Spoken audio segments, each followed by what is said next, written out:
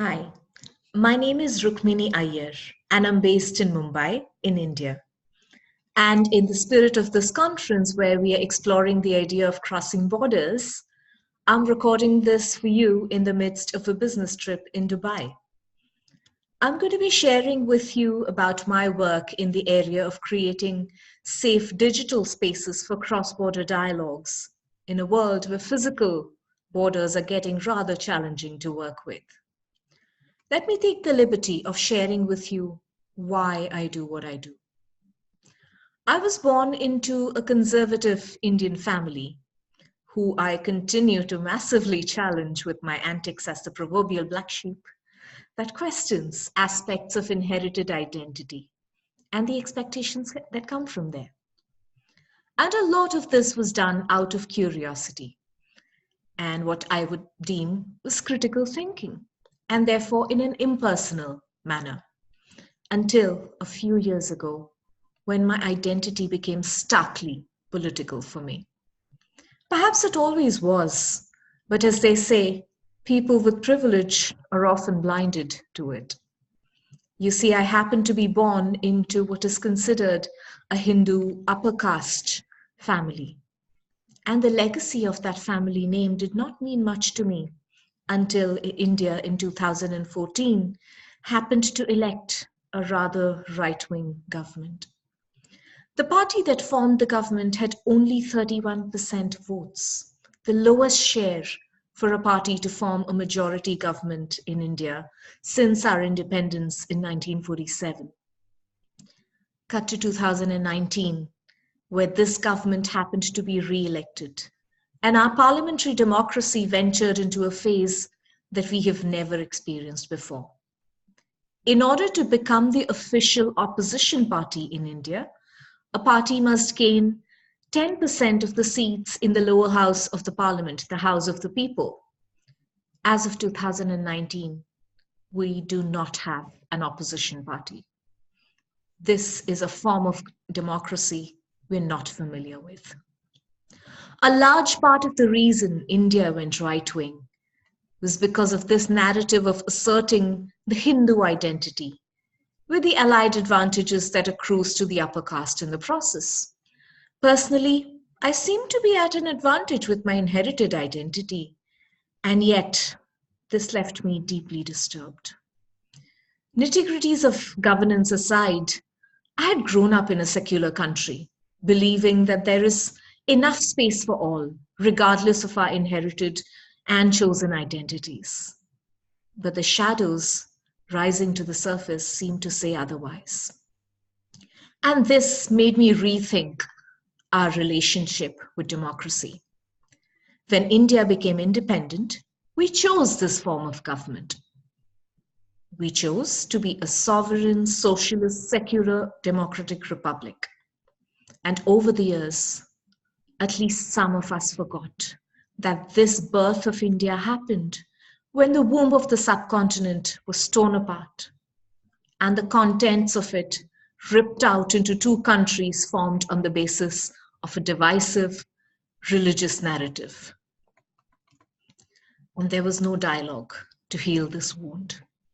If anything, there were wars and a perpetually tense border that continues today, salting the wounds. And we forget that our democracy and secularism were things that we were meant to aspire for and work towards, not things we had earned by birthright. And from this realization came up the idea of conversations for conscious politics.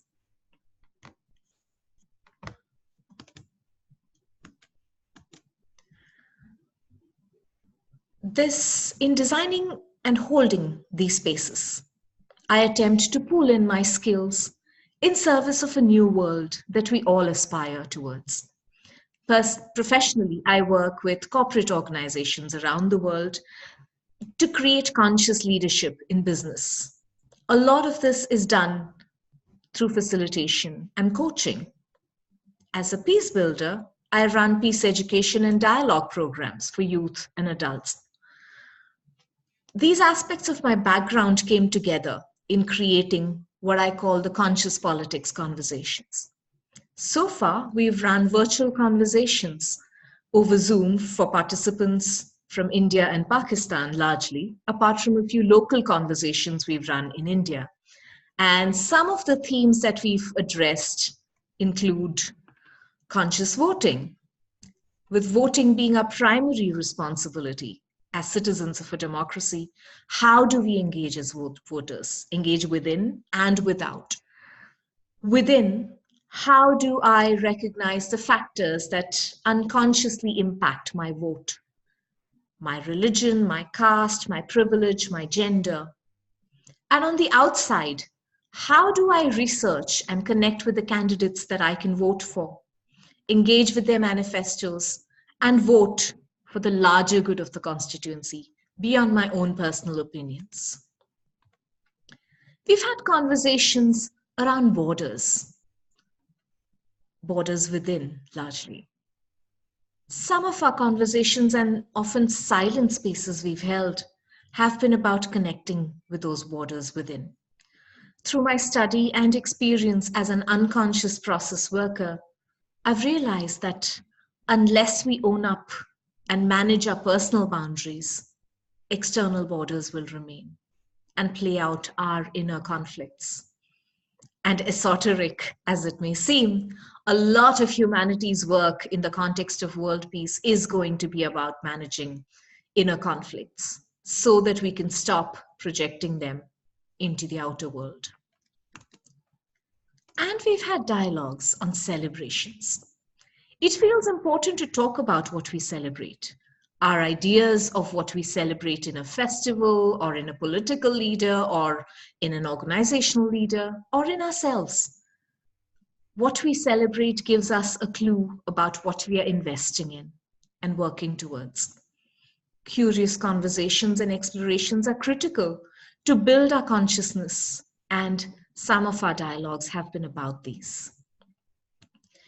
Some caveats that have helped in holding these conversations together have been, one, to make sure that the digital spaces created for this purpose is safe. For example, the links to participate in a particular dialogue are sent only to committed participants. To ensure that there's psychological safety created to hold all beliefs, opinions, and processes that occur in a conversation. Very importantly, to stay open to listening to another perspective that may challenge us, with the trust that there is enough space for all of us to coexist. Of course, with all physical borders that are vulnerable to breaches, I know that these conversations can be vulnerable in spite of our best intentions. And for now, should that ever happen, my response is to simply hold the needs of the one that breaches the boundaries and to listen to what is unsaid there. My intention for the future with these conversations is to design and structure them in a manner that they can accommodate a larger number of people, particularly people from across borders that are physically difficult to cross, such as India and Pakistan or Israel and Palestine, and to form local action groups that can then distill these conversations and the learnings from there into hyperlocal community action projects that can engage more and more civilians in peace building. I firmly believe that track 2 diplomacy is the foundation of peace building. And for this, we need to engage more and more civilians in the peace process. Conversations are the most natural way to do this. I wish I were physically present with all of you here at the conference to share and engage further. But for now, this is the medium that we have. And therefore, I leave you with my social media coordinates. Reach out to me if you'd like to discuss any of these ideas further, or if you'd like to have a conscious conversation organized for your country, your community, your organization. I'll be happy to connect. Thank you so much for listening, and I wish you well.